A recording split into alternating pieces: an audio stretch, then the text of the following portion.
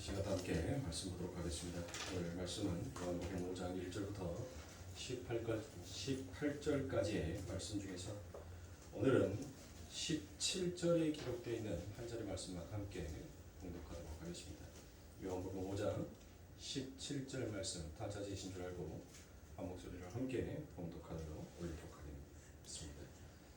예수께서 그들에게 이르시되 내 아버지께서 이제까지 일하시니 나도 일한다 하시매. 아멘. 자, 38년 된 병자의 치유 사건을 가지고 우리가 함께 은혜를 나누고 있습니다. 이 38년 된 병자의 치유 사건은 바로 아버지 하나님께서 그들의 삶 가운데 기적을 일으켜 주시는 하나님이라기보다는 이 아버지 하나님께서 우리들에게 베풀어 주신 구원과 은혜가 무엇인지에 대한 아주 상세한 복음에 대한 설명이기도 합니다. 그래서 오늘 본문에 베데스다 못을 바라보며 어떻게 해서든 그 연못에 들어가서 병을 고치겠다라고 하면서 자신의 능력 없음에 좌절하고 있는 이 38년 된 병자, 그리고 주님은 그렇게 자신들의 행위와 노력으로 자신들 스스로 구원을 얻어보겠다, 병고침을 얻어보겠다라고 하는 자들, 그들의 불가능함이 무엇이고 그들의 무능력함이 무엇인지를 예수님께서는 그들의 모든 삶 가운데 실체를 드러내게 하시고 그들에게 찾아가서 은혜로 거저 그들을 구원해 내시는 이야기가 바로 이 38년 된 병자의 이야기이기도 할 것입니다. 그러므로 이게 바로 복음이다라는 것이에요. 그러니까 복음을 여러분들 다른 말로 하면 무엇이다라고 말할 수 있냐면 은혜다라고 이야기할 수 있습니다. 그러므로 복음이 이야기되어지는 곳에는 반드시 따라오는 게 은혜가 따라오는 거예요. 은혜가 있는 곳에는 반드시 무엇이 있습니까? 복음이 있는 거예요. 그러니까 은혜와 복음은 뗄래야 뗄 수가 없는 아주 동등한 위치에 있는 것이에요. 그러므로 복음을 아는 자는 반드시 무엇을 알게끔 되어 있어요? 하나님의 그 은혜가 무엇인지를 알게끔 되어 있는 것입니다. 그리고 또 그 은혜의 자리에서는 여러분들 반드시 하나님의 복음이 선포가 되어지더라는 것입니다. 그런데 오늘 내용에 보면 여러분들 아주 재미있는 부분들이 하나가 나옵니다. 우리 주님께서 이 38년 된 병자를 고치시는데 언제 고치세요? 네? 그래요. 안식일 날 고쳐요. 안식일. 아니 예수님께서 이왕 이 38년 된 병자를 고치실 거면 하루 전날 오셔서 여러분들 병자를 고치시면 되잖아요. 그렇죠. 또 이 38년 동안 자기가 누워있었던 자가 하루를 더 못 기다리겠어요? 그 능력의 주님을 만났는데, 그 은혜의 주님을 만났는데, 아니 38년 동안 누워있었던 환자가 그 하루 더 누워있는다고 여러분들 세상이 무너집니까?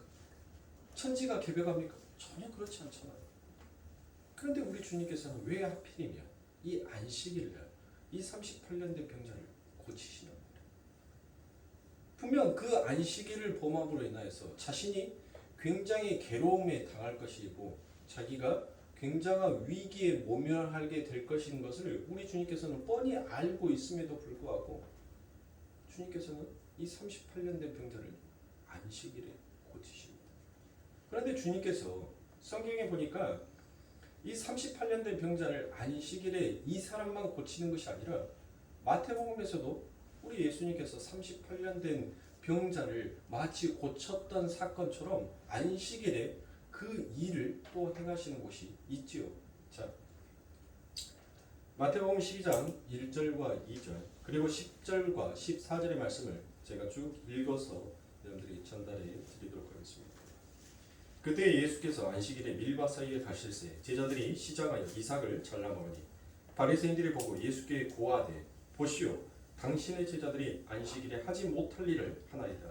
한편 손 마른 사람이 있는지라 사람들이 예수를 송사하려 하여 물어 가로되 안식일에 병 고치는 것이 옳으니이까 예수께서 가라사대 너희 중에 어느 사람이 양 한 마리가 있어 안식일에 구덩이에 빠져 있으며 붙잡아 내지 않겠느냐 사람이 양보다 얼마나 더 귀하냐 그러므로 안식일에 선을 행하는 것이 옳으니라 하시고 이에 그 사람에게 이르시되 손을 내밀라 하시니 저가 내밀매 다른 손과 같이 회복되어 상하더라. 바리새인들이 나가서 어떻게 하여 예수를 죽였고 의논하거늘 이와 같이 얘기합니다. 보세요. 많고 많은 날 중에서 왜 해필이면 또 안식일날 이와 같은 하나님의 일을 하시나요? 당신이 이 안식일로 인하여서 죽임당할 것을 뻔히 알고 있으면서도 왜 이런 일을 굳이 우리 예수님께서 안식일날 하시냔 말이에요. 그뿐만이 아닙니다. 누가복음 13장 11절부터 16절까지의 말씀에 보니 18년 동안을 귀신 들려 앓으며 꼬부라져 조금도 펴지 못하는 한 여자가 있더라. 예수께서 보시고 물러 이르시되 여자여 내게 내 병에 놓였다 하시고 안수하시며 여자가 곧 펴고 하나님께 영광을 돌리는지라. 이 담장이 예수께서 안식일에 병 고치시는 것을 분내어 무리에게 이르되 일할 날이 엿새나 있으니 그동안에 와서 고침을 받을 것이요 안식일에는 말 것이니라 하거늘 예수께서 대답하여 가라사대 외식하는 자들아 너희가 각각 안식일에 자기의 소나 나귀나 마구에서 풀을 내어 이끌어 가서 물을 먹이지 아니하느냐. 그러면 18년 동안 사탄에게 매임받은 이 아브라함의 딸을 안식일에 이 매임에서 푸는 것이 합당치 아니하냐라고 이와 같이 얘기합니다. 그러니까 예수님께서는 아주 고의적으로, 그러니까 한마디로 해서 아주 의도적으로 여러분들 이 안식일을 범하는 거예요. 일부러. 의도적으로 예수님께서 이 안식일에 병자를 일부러 고치시는 것입니다. 그리고 예수님께서 뭐 하라고 얘기합니까? 안식일에 사탄의 매인, 사망에 매여 있는 자를 풀어주는 것이, 그 사망에서 그에게 노예에서 자유를 주는 것이 그게 옳은 일이 아니냐, 그게 선한 일이 아니겠느냐라고 오히려 그들에게 대답을 합니다. 아무도 이 얘기를 못하는 거예요. 그렇지 않습니까?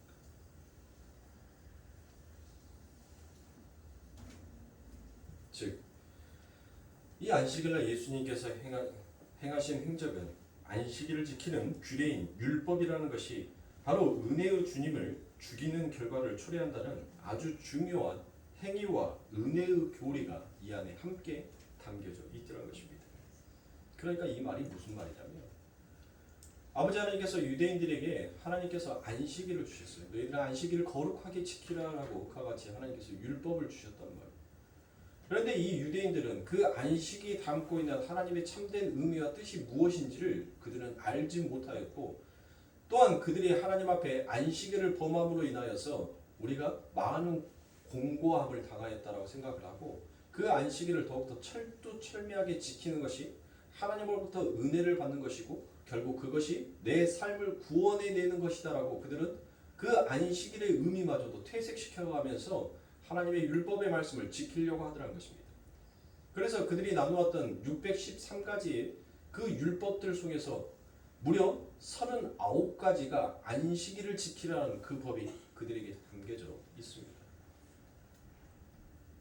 그래서 바로 하나님께서 우리들에게 주신 이 안식일의 의미가 무엇인지를 모르는 자들은 단순히 안식일을 지키는 것만이 내가 하나님 앞에서 할 것 다 있다라고 여기면서 살아가더라는 것이에요. 이게 바로 38년 된 병자가 자기 스스로, 자기의 힘으로, 자기의 능력으로 그 물이 요동하였을 때 들어가고자 싶어 했던 그와 같은 행위와 똑같더라는 것입니다.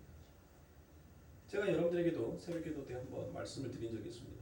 이 유대인들이 얼마나 안식일을 철두철미하게 지켜왔는지에 대해서 제가 여러분들에게 설명을 한번 드렸죠. 참 이들은 정말 대단할 정도였습니다.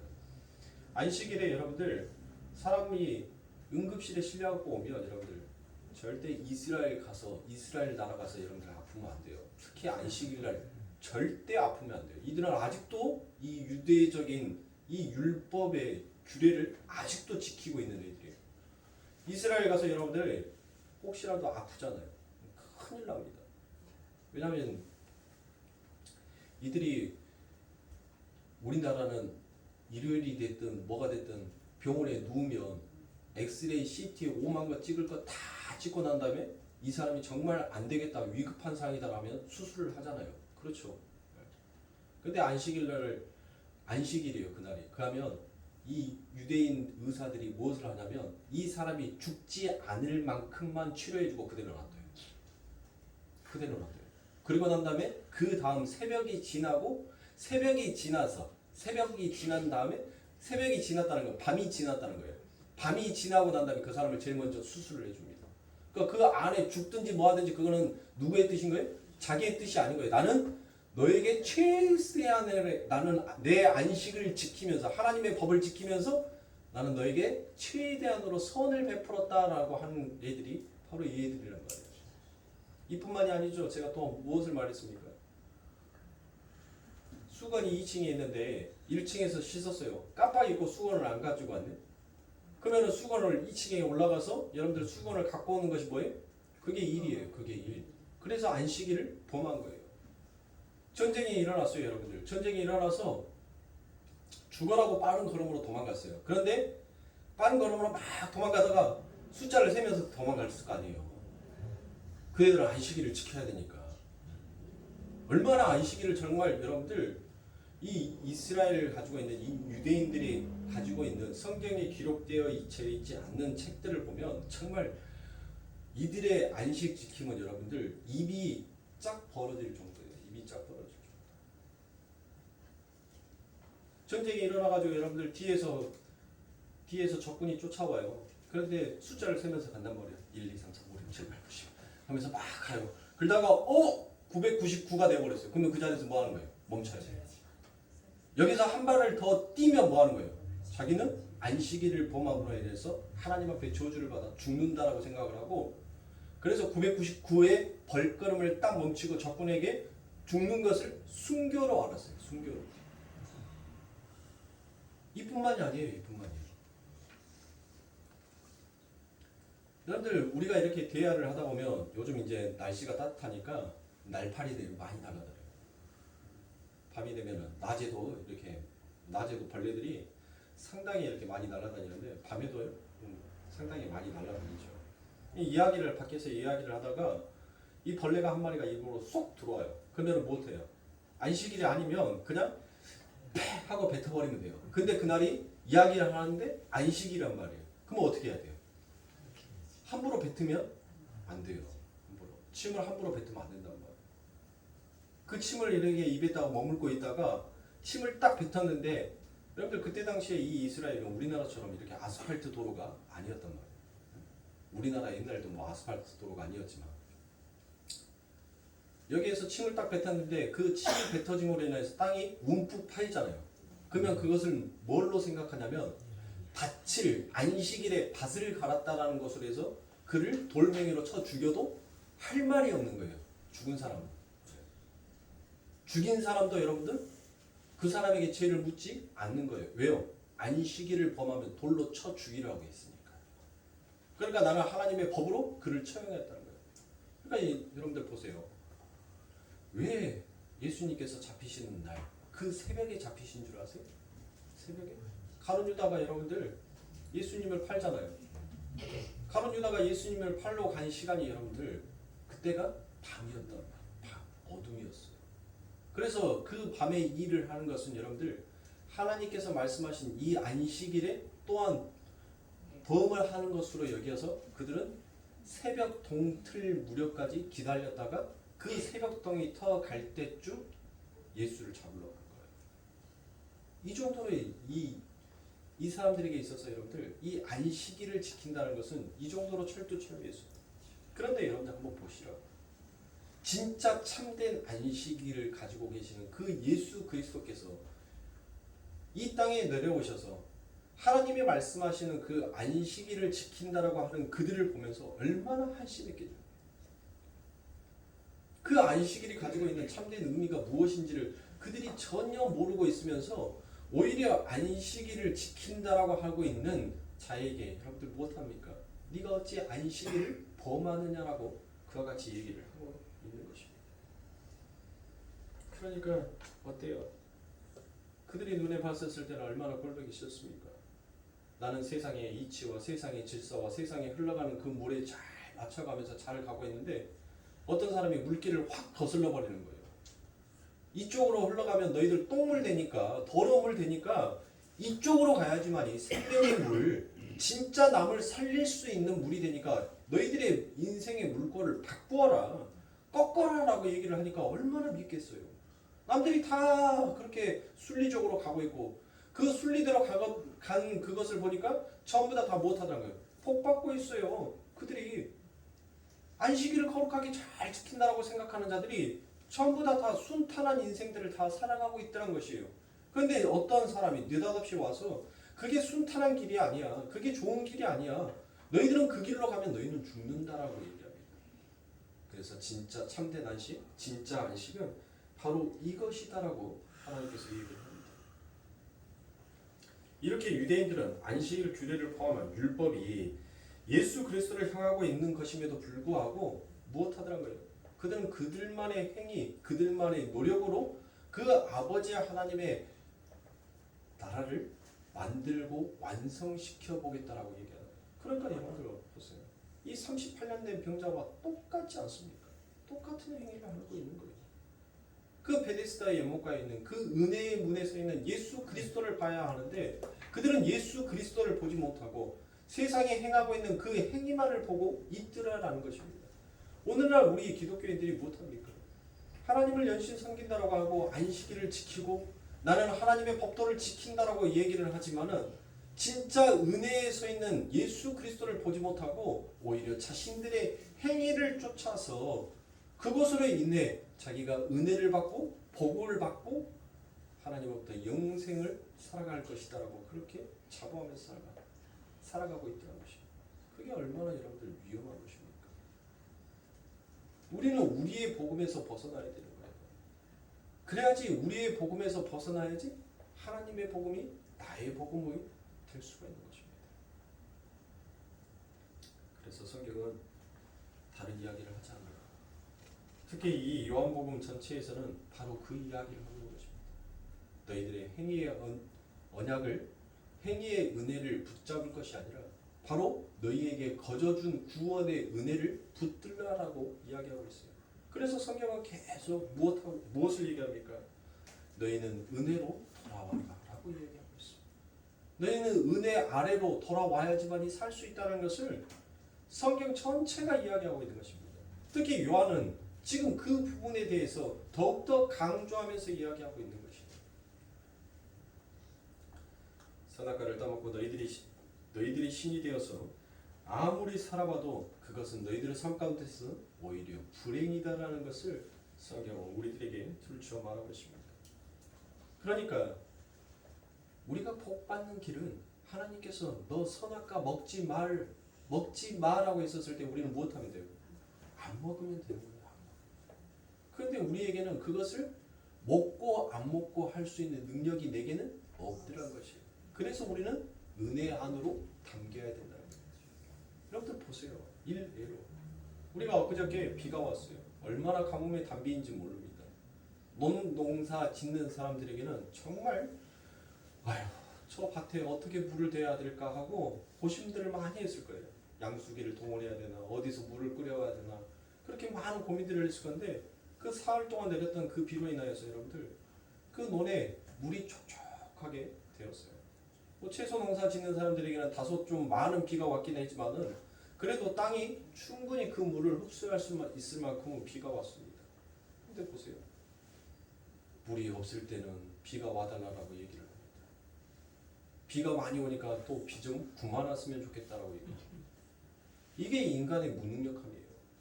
하늘에다 대고 야 너 비 좀 내리라고 한다 해서 우리가 비 좀 내리라고 그렇게 얘기한다 해서 그 하늘이 우리의 이야기를 듣고 비를 내려주냐고요. 야 이제 비 그만 좀 내리고 비 좀 그쳐라고 얘기하면 그 하늘이 실수했어. 내가 너무 많이 내리니? 그래 내가 그러면 이제 하늘의 수도꼭지를 좀 잠가서 물 안 내리게끔 해줄게. 우리가 오락에서 오는 비가 아니고 우리가 멈추라 해서 멈추는 비가 아니더란 것이에요. 모든 것이 은혜인 거예요. 은혜. 그런데 모든 것을 우리의 마음대로 우리의 뜻대로 행하려고 하더란 것이에요. 이게 바로 인간의 무지더란 것입니다. 성경은 그것을 얘기하는 것이에요. 너희들의 삶 가운데 주어지는 그 모든 것에 있어서 그게 너가 스스로 된 것이 아니라 바로 내가 너를 그와 같이 만들었다는 것이에요. 사랑하는 성도님들, 여러분들 머릿속에서 한 가지 잊지 마셔야 될 것은 무엇입니까?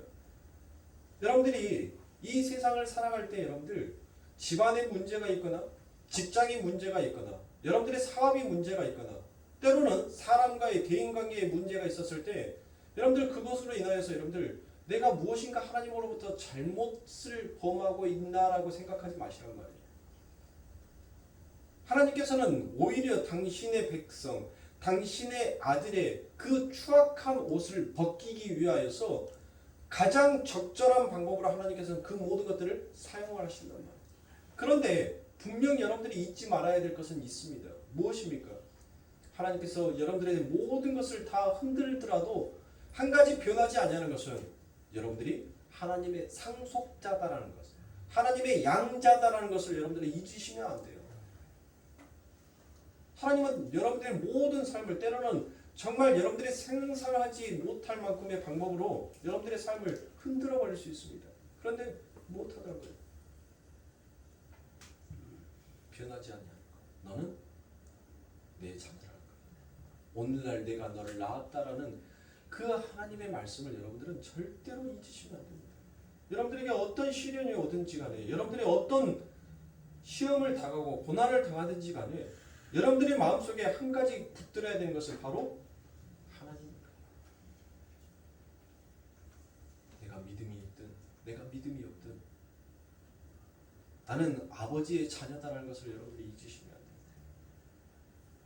하나님께서 내 삶 가운데 해주시든 해주지 아니하든 그분은 나의 아버지다라는 것을 여러분들 잊으시면 안 돼요. 우리 성도님들께서 지금까지 인생을 살아오면서 여러분들을 키워주시고 낳아주신 부모님이 어찌 여러분들의 마음 가운데 100%다 마음에 들었겠습니까? 때로는 어떤 부분에 있어서는 서운함도 있었을 것이고 때로는 우리 부모님이 이런 부모님이었으면 좋았겠다라는 생각들도 하셨을 것입니다. 그런데 여러분들 그것은 생각 속에서만의 일이에요. 그것이 내 삶 가운데는 전혀 현실로 이루어지는 일이 아니에요. 그리고 나는 묵묵히 다시 또 눈을 뜨고 나는 그와 같은 헛된 희망을 꿈꾸지만 내 앞에 놓여있는 현실은 늘 변함없이 한결같다는 것이에요. 그러나 여러분들 못하니까 그 부모님이 내게 잘해주든 잘해주지 아니하든 언제나 그 자리에 항상 계시다는 것이에요. 우리 하나님과 마찬가지입니다.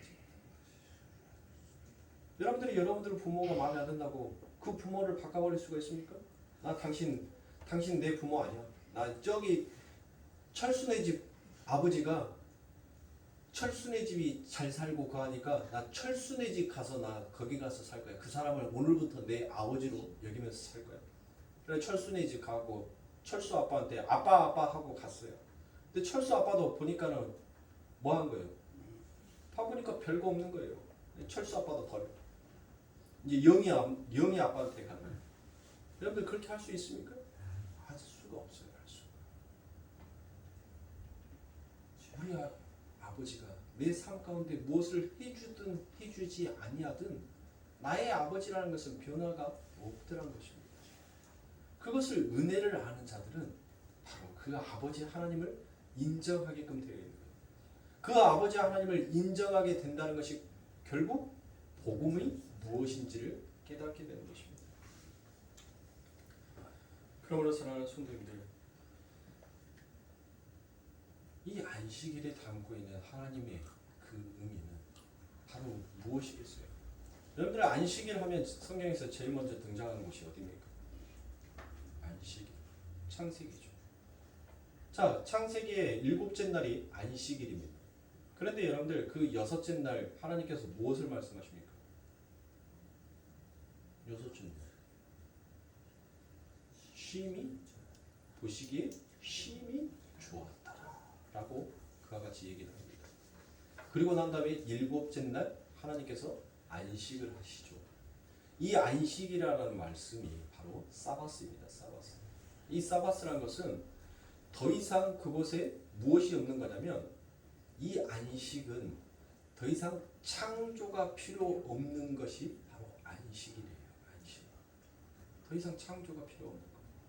그러니까 하나님께서 마지막 6째 날 모든 것들을 다 창조하시고 보시기에 심히 좋았더라. 그러니까 이미 여섯째 날 모든 것들이 다 하나님의 계획 속에서 다 창조가 완료가 되고 난 다음에 하나님께서 안식을 하시는 거예요. 그렇다고 해서 여러분들 우리가 안식이라는 것을 아무것도 일하지 않고 그냥 죽은 시체처럼 가만히 있는 것을 안식일이다라고 이야기하지 않습니다. 그러므로 사랑하는 성도님들, 우리가 이제 이 말씀에 대해서 한번 추론을 해보자. 보시기에 심히 좋았더라. 그리고 안식.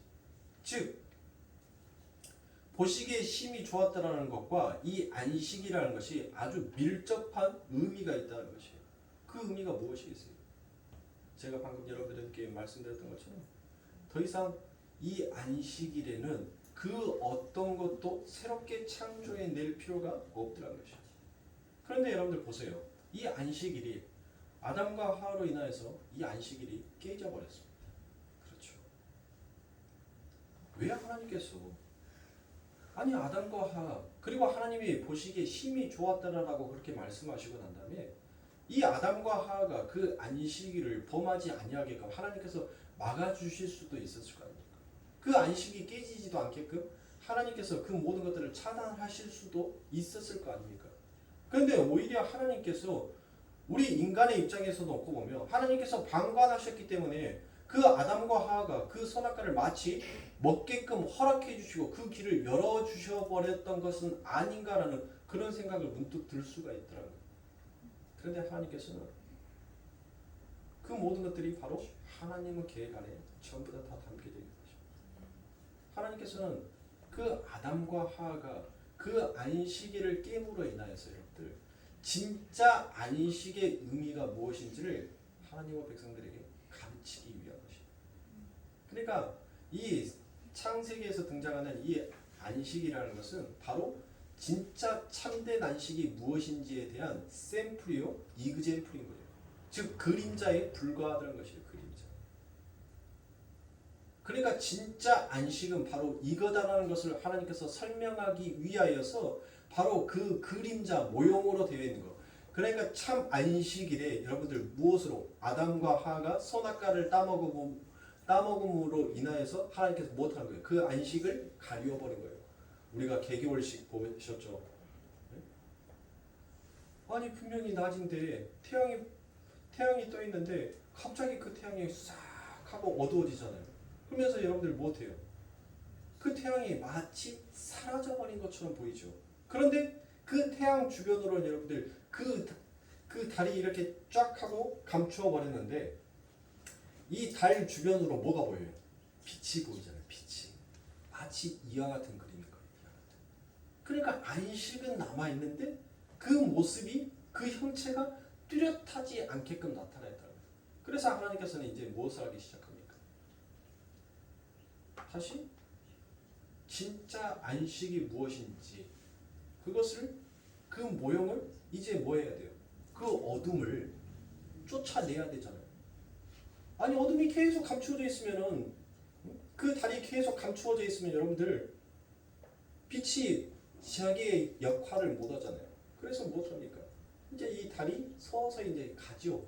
그러니까 바로 우리 아버지 하나님께서는 이미 완성되어 있는 이 안식일에 세상으로 여러분들 세상의 죄로 눈이 어두워져 버린 것을 여러분들 이 안식을 감춰버린 거예요. 감춰버린 거.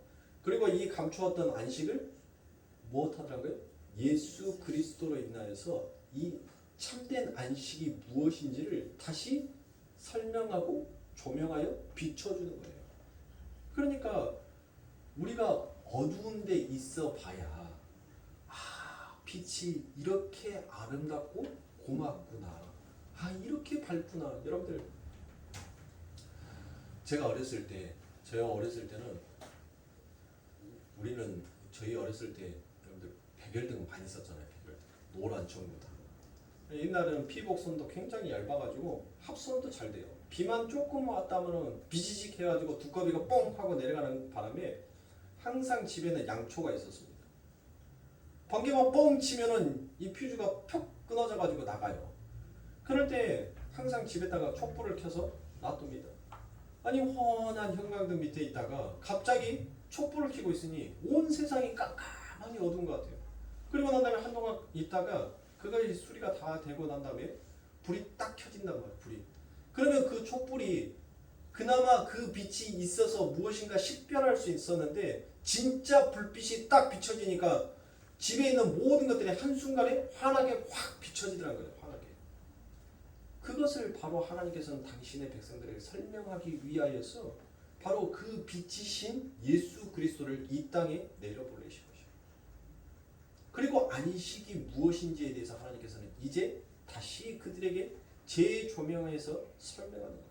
그러면 안식은 뭐예요? 안식은 바로 더 이상 창조가 필요가 없는 상태. 그것을 다른 말로 하면 은혜다라고 얘기하는 거예요. 은혜. 아담과 하와가 에덴이라는 이 동산지기에서 그 모든 것들이 다 창조가 되고 하나님의 은혜 아래에 있었을 때 그들에게는 더 이상 무엇인가를 개발해야 되고 발전시켜야 할 그들의 행위와 노력이 전혀 필요가 없었어요. 그냥 그들은 하나님께서 부어주신 그 은혜만 뭐 하면 돼요? 그 은혜만 먹기만 하면 되는 거예요. 그러니까 그들의 삶 가운데서 무엇합니까? 고통이라는 것이 없었어요. 힘듦이라는 것이 전혀 없었단 말이에요. 그리고 하나님의 은혜 아래 있게 된 이 아담과 하와는 서로가 서로를 무엇처럼 여겼습니까?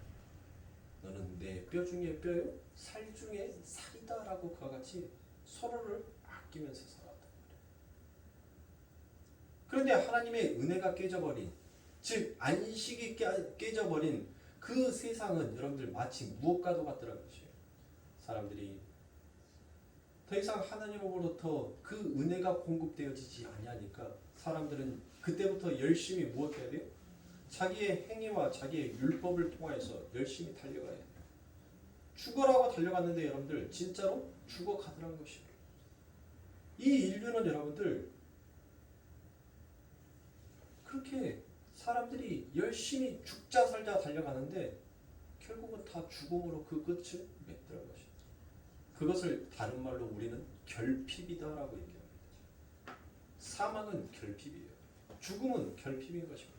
하나님의 은혜가 벗어지고 하나님의 은혜가 떠나면 그것은 내 삶 가운데 결핍으로 찾아오더라고요. 그 결핍을 여러분들 간단한 일외로 여러분들에게 말씀을 드리면 여러분들 이 아버지 하나님께서 천지를 창조하시고 난 이때부터 시작해서 인간이 죄를 범함으로 전부 다 그 결핍에 그 죽음에 의해서 전부 다 사망이 삼키기 시작했어요. 보세요. 그 사망이 얼마나 많은 사람들을 삼켰냔 말이에요. 그런데 그 사망은 아직도 무슨 상태예요? 결핍의 상태란 말이에요. 그래서 계속적으로 그 사망은 끊임없이 먹어야 돼요. 끊임없이 먹어야 되는데 그 먹어도 그 사망은 배가 부르지 못하더라고요. 그것을 우리는 결핍이다라고 말할 수 있습니다. 하나님의 은혜를 떠난 자들은 모든 자들이 전부 다 이 세상을 살아가는데 마치 그와 같이 살아가는 것이에요. 돈을 위해서 끊임없이 달려가는 사람들이 아무리 많은 돈을 벌어도 여러분들 그들의 삶 가운데서는 그 돈이 별로 많은 돈처럼 여겨지지가 않아요. 늘 결핍이란 말이에요. 늘 배고픔이란 말이에요. 그 돈에 대한 굶주림 때문에 그들은 끊임없이 돈을 벌기 위해서 달려갑니다. 명예를 위해서 살아가는 자들은 여러분들 얼마나 추악하고 얼마나 더러운 일들을 많이 합니까? 그런데 그 명예를 위해서 자기의 이름을 남기기 위해서 살아가는 자들은 끊임없이 그 악하고 추악한 일들을 마치 의로운 일처럼 여기면서 달려가요. 그렇게 살아가는 거죠. 자기를 드러내, 자기를 나타내기 위해. 모든 인류가 하나님의 은혜로부터 끊어져 버린 이 인류는 이와 같은 결핍 속에서 살아가게 되더라는 거죠. 자, 하나님의 은혜가 우리들에게 더 이상 공급되어지지 않는 이 세상에 여러분들 또 하나의 증상이 무엇입니까? 사망이라는 결핍이 왔다라고 했죠. 그리고 난 다음에 또 하나의 결핍이 있더라는 것이죠. 아담과 하와가 하나님의 은혜 아래 있었을 때는 그들은 영원히 죽지 않았습니다. 사망이 그들을 엄습할 수가 없었어요. 그들은 영생의 삶을 살았습니다. 그 아버지 하나님의 은혜로 늘 충만한 자의 삶을 살았단 말이에요. 아무 고통도 없었고 아무 근심도 없었던 그와 같은 삶을 살았습니다. 그런데 그들이 하나님의 그 안식을 범함으로 안식을 깨버림으로 인하여서 그 하나님의 은혜가 그들의 삶 가운데 공급되어지지 않자 그들에게 즉시로 찾아오는 것이 결국 너희는 흙이니 흙으로 돌아갈지니라 라는 그와 같은 사망의 그림자가 그들에게 엄습되어 있더라는 것입니다. 두 번째, 하나님의 은혜가 끊어져 버리니까 그들의 삶 가운데서는 무엇이 일어납니까? 너는 내 살 중에 살이요 내 뼈 중에 뼈라라고 그와 같이 사랑을 고백했던 그들이 이제는 서로를 향하여서 원수가 품을 하는 시기와 질투와 분쟁과 다툼이 일어나는 세상으로 바뀌어버리더라는 것입니다. 이게 바로 하나님의 은혜로부터 그 은혜가 공급되어지지 못한 인간들의 실상이 바로 이와 같다는 것을 성경은 이야기하는 것입니다. 이런 세상 가운데 아버지 하나님께서는 당신의 택한 백성들을 예수 그리스도를 통하여서 그들에게 하나님의 옷, 의의 옷, 복음의 옷을 입혀주고 그들의 삶 가운데 이제 무엇을 합니까? 아버지 하나님께서는 그 하늘의 안식의 은혜의 공급을 그들에게 주더라는 것입니다. 그런데 보세요. 우리는 여전히 이 세상의 떡을 먹고 살아가는 자죠. 그래서 하나님이 주시는 그 안식의 떡이 고맙지가 않아요. 감사하지가 않아요. 그게 별로 맛있지가 않더라는 것이죠. 보세요. 우리가 하나님의 은혜의 복음을 그 하늘의 떡을 먹기 위해서 오늘 우리가 이곳에 왔습니다. 그런데 하늘의 떡, 그 아버지 하나님이 주시는 그 만나와 메추라기가 별로 많은 사람들에게는 여러분들 맛있지가 않더라고요.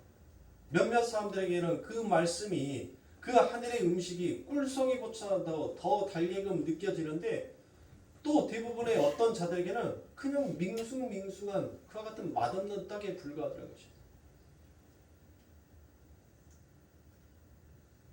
왜 아버지 하나님께서 당신의 택한 백성들을 이 세상 가운데 내려보내신 줄 아세요? 하나님께서 주신 그 참떡, 그 떡이 얼마나 소중하고 얼마나 은혜의 떡인지를, 그리고 너희들이 이 세상 가운데 먹었던 떡이 얼마나 맛없는 떡이었는지를 하나님께서는 당신의 백성들에게 먹이시는 거예요. 먹어봐. 그 떡이 얼마나 맛있는 떡인지. 근데 그 떡은 먹으면 먹을수록 너희들의 삶 가운데는 결핍으로 달려가는 떡이야. 그러나 내가 주는 떡은 너희들의 삶 가운데 결핍이 해방되는 떡이야 라고 말씀하시는 것이에요. 그런데 예수 믿는 사람들이 영원한 아버지 하나님의 생명의 떡을 원하는 것이 아니라 그 예수 그리스도를 통해서 세상의 떡을 내게 달라고 원하고 있더라는 것이에요. 이게 어찌 된 것입니까? 이게 진짜 하나님의 은혜를 아는 겁니까? 이게 하나님의 복음을 아는 자들이 진짜 예수의 이름을 부르고 있는 것입니까? 바리새인들과 서기관들과 뭐가 다를 바가 있냐고요? 그들이 하나님의 이름을 몰랐습니까? 하나님의 이름을 알았습니다. 그런데 퇴색된 하나님의 이름을 부르더라는 것입니다. 왜요? 나는 선악과를 따먹음으로 인하여서 내가 하나님이 되었기 때문에, 내가 신이 되었기 때문에. 그래서 진짜 하나님이 말씀하시는 그 말씀을 전혀 듣지를 못하는 것입니다. 사랑하는 성도 여러분,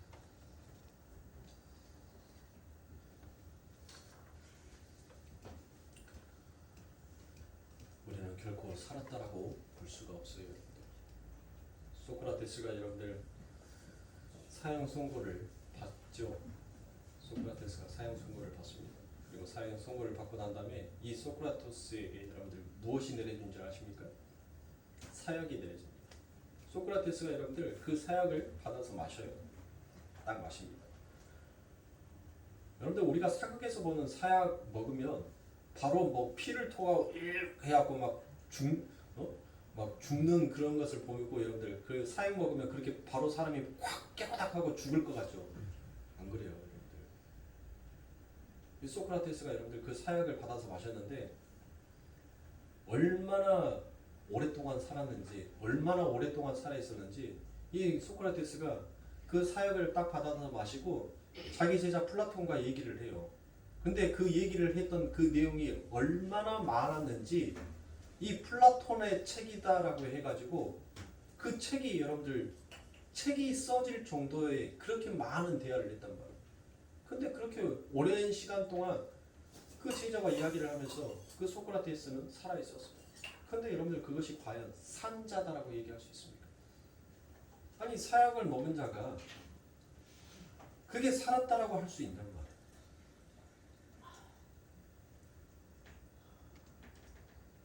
생명이 있는 나무에게만 비가 고마움입니다. 바람이 감사입니다. 그러나 죽어있는 나무에게는 아무리 비가 와도 반갑지가 않아요. 아무리 그 비가 내 뿌리를 적셔주고 내 이파리를 적셔도 감사할 줄 모릅니다. 산들산들 시원하게 불어오는 그 바람으로 내 가지를 흔들어주면서 내가 더 성장할 수 있는 길을 열어주는 그 바람이 죽어있는 나무에게는 고맙지가 않아요. 왜 그렇습니까?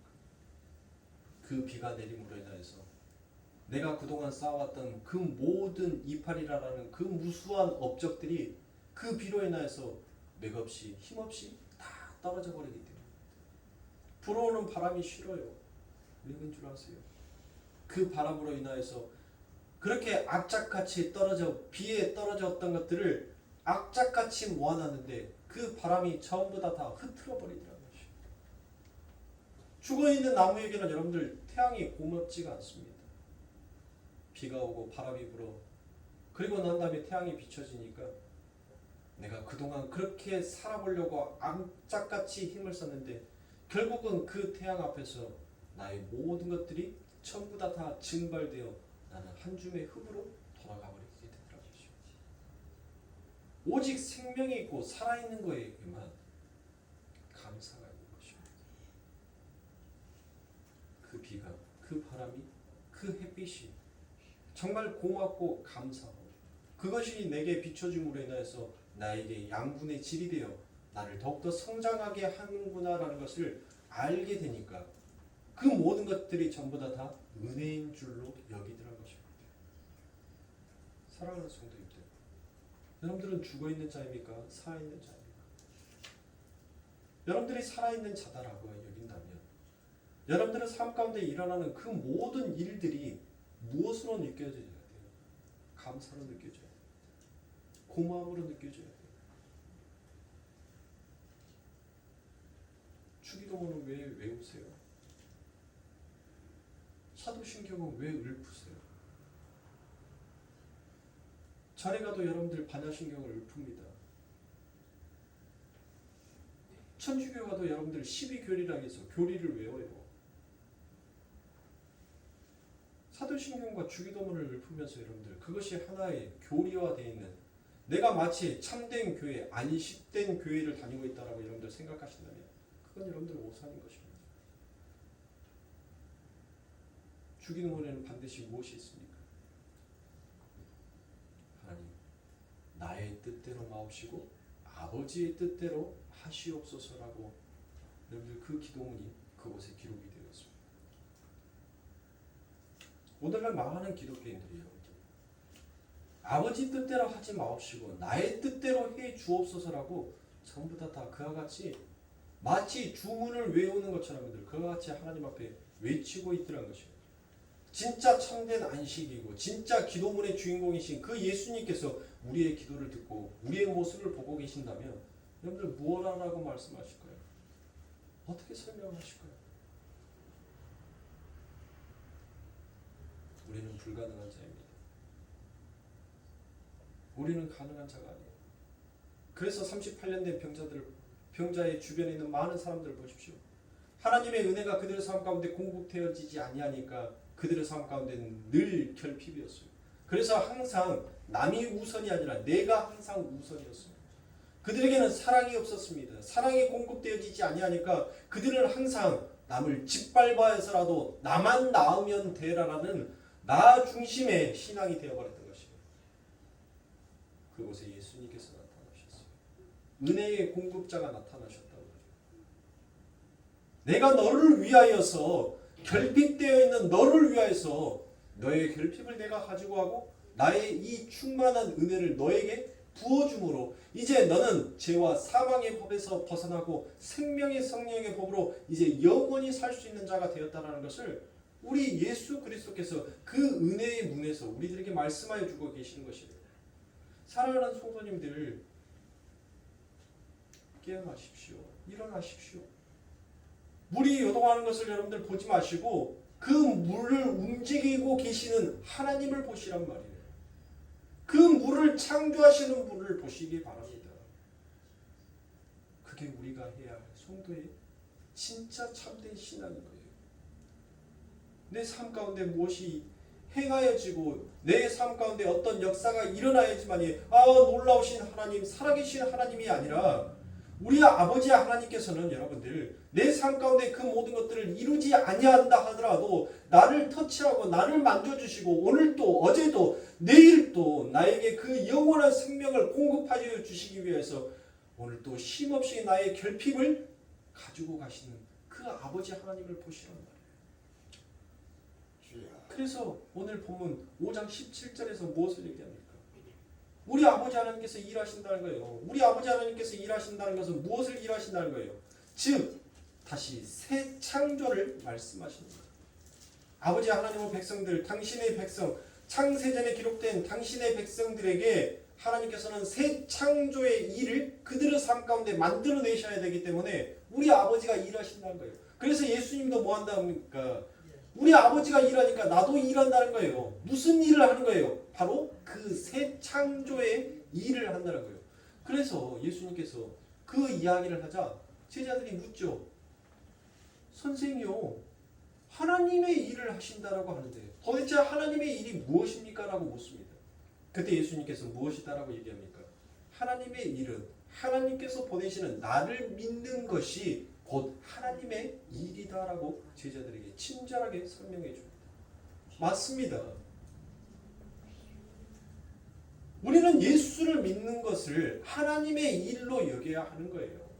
우리는 도저히 예수를 믿을 수 없었던 불가능했던 우리들이 이제는 예수 그리스도를 알고 예수 그리스도를 믿는다는 것은 지금 내 삶 가운데 하나님의 은혜가 다시 공급되어지고 내 삶 가운데 끊어졌던 그 창조가 새롭게 일어나고 있다는 역사인 것입니다. 그래서 아버지 하나님께서 못합니까? 내가 저 천국의 문을 열면 닫을 자가 없고 내가 저 천국의 문을 닫으면 다시 열 자가 없다는 말씀은 여러분들 무슨 말이에요? 내가 새 창조를 위하여서 저 문을 열어놨으니까 내가 그 새 창조가 끝나기까지 저 문을 닫을 자가 없고 내가 새 창조가 완료되면 그 문을 다시 열 자가 없다는 거예요. 즉 아버지 하나님께서는 새로운 안식을 우리들에게 말씀하여 주시면 참된 안식, 그 안식을 위하여서 아버지 하나님께서는 지금 천국의 문을 무엇하였다는 거예요? 열어놨다는 거예요. 열어놨다는 거. 그리고 그 천국의 문이 닫혔다는 것은 즉 다시 말해서 안식이 완성되었다는 거예요. 하나님께서 그토록 원하셨던 새 창조의 안식이 이제 끝났다는 거예요. 그래서 그 아버지 하나님의 나라에는 무엇이 없다는 거예요? 하나님의 은혜가 충만하니까 하나님으로부터 충만한 은혜가 공급되어지니까 그곳에는 무엇이 없어요? 결핍이 없는 거예요. 고통이 없는 거예요. 사망이 없는 거예요. 그래서 우리들의 삶 가운데 힘듦이 없다라고 얘기를 하는 겁니다. 누구의 나라가? 아버지의 나라가. 하나님의 나라가. 그곳에는 하나님의 은혜가 공급이 되어지자 전부 다 형제와 자매가 너는 내 뼈 중에 뼈요 살 중에 살이다라고 여기면서 그렇게 서로가 서로를 섬기면서 살아가더란 것이에요. 그래서 천국인 거예요. 하나님의 은혜가 공급되어지는 곳이 천국이란 말이에요. 그래서 아버지 하나님께서 무슨 얘기를 합니까? 천국이 왔다라고 얘기하잖아요. 천국이 왔다라고. 천국이 올 것이다가 아니라 천국이 왔다는 거예요. 이 세상에 천국이 왔다는 거예요. 은혜를 알고 복음을 알면 우리는 그저 하나님의 은혜 아래로 들어가는 내가 무엇을 하려고, 내가 무엇을 요동치려고 여러분들 하지 마시고 하나님의 은혜 안으로 들어가시라고 말해요. 하나님의 은혜 안으로 들어간다는 것은 뭐입니까? 제가 지금까지 뭔 말씀을 드렸어요? 예수요, 예수. 예수님을 믿는 것이 바로 은혜 안으로 들어가는 거예요.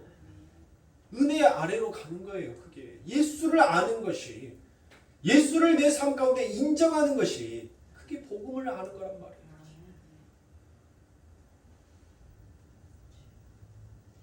여러분들의 마음속에서 내가 하나님 앞에 이렇게 하면 하나님께서 나를 이뻐해 주실까? 내가 이런 행위를 했었을 때 하나님께서 나를 의롭다 여겨 주실까?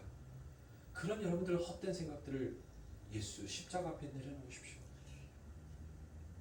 나는 하나님, 내 몸 하나도, 내 손가락 하나도 하나님, 나는 움직일 수 없는 38년 때 나는 중풍병자와 같습니다. 나는 늘 결핍의 상태에 있었어요. 하나님, 그래서 나는 늘 외로웠습니다. 어느 누구 하나 나를 거들떠 보는 자도 없었고 나를 위하여서 살아간다라고 말해준 자도 없었습니다. 38년 동안 나는 똑같은 하늘을 봤습니다. 나는 똑같은 자리에서 하나님 38년 동안을 누워 있었습니다. 수없이 많은 사람들의 얼굴도 봤고 수없이 지나다니는 사람들의 환호성도 하나님 들었습니다. 내 삶 가운데는 하나님 아무것도 변화된 것이 없습니다. 그런 내게 당신이 찾아오시고, 그리고 그런 내게 당신의 능력으로 나를 일으켜 세워주시고, 정말 이것을 안다면 이 땅에서 우리가 하고 가야 할 것은 오직 하나님 감사합니다 밖에 없는 겁니다. 하나님 고맙습니다 밖에 없는 거예요. 하나님을 원망하지 아니하는 것이, 하나님을 저주하지 아니하는 것이 여러분들, 그게 진짜 조금씩 조금씩 내 삶 가운데 은혜를 알아가는 것입니다. 내가 할 것이 없고 내가 할 수 있는 것이 없기에 여러분들 하나님 앞에 원망할 것도 없다는 것을 아는 거예요. 그게 바로 복음인 거예요. 복음을 깨달으니까 원망이 안 나오더란 거예요. 그저 감사더란 거예요. 그저 고맙더란 거예요. 원망한다는 것은 내가 무엇인가 아직 당신 앞에서 해야 할 힘이 있다는 것입니다. 내 집안에 아픔이 오는 것이 왜 하나님에 대한 원망입니까?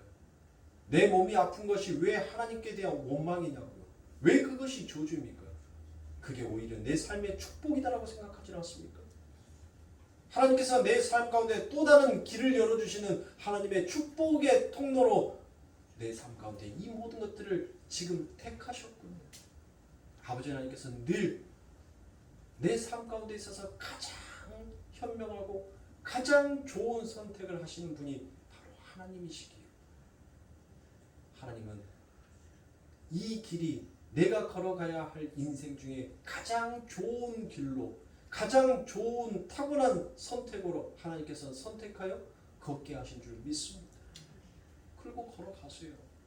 힘들 거예요. 아플 거예요. 38년 동안 누워있었던 그 병자가, 그 예수 그리스도가, 그 은혜의 하나님이 내 삶 가운데 나의 손을 붙잡아주고 위로해 주시는 그 순간까지 외롭고 힘들단 말이에요. 그게 우리의 인생인 거예요. 그러나 그 끝에는 바로 그 은혜의 주님이 나를 쳐다보고 계신다는 것을, 그걸 잊지 마세요.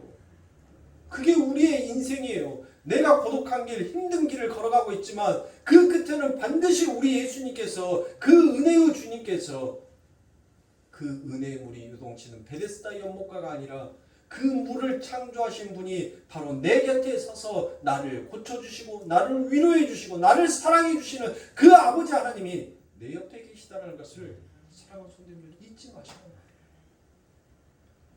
견디세요. 인내하세요.